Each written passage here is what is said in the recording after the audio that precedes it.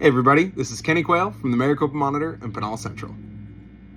This past week, Maricopa Wells Middle School held their annual Future Cities competition, with groups of students constructing their own versions of cities 100 years in the future and competing to see what teams make it to the state and possibly national level competition.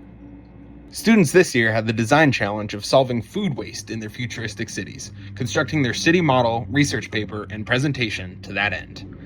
They did so, according to blended learning teacher and blended lead at Maricopa Wells Middle School, Jackie Hahn, by diving headlong into research, both on the internet and in person on field trips, on eliminating food waste, city design, infrastructure, government, and energy. Beginning as early as September, the students looked into questions like, what does the agricultural system look like? And how does food get transported from manufacturer to consumer?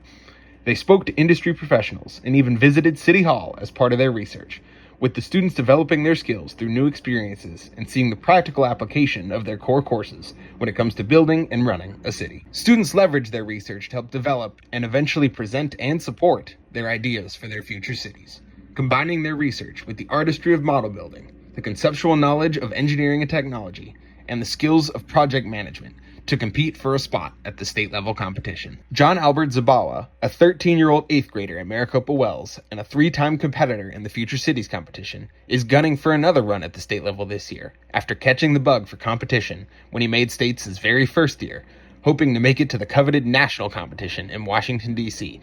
to win a trip to space camp. He loves the model aspect of the project, building moving parts and researching what would be effective in the real world that he can miniaturize.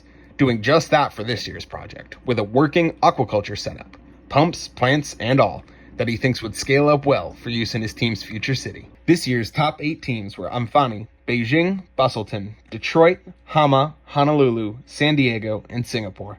They will be moving on to the state level competition alongside other winners from the area, all heading to Grand Canyon University on January 24th.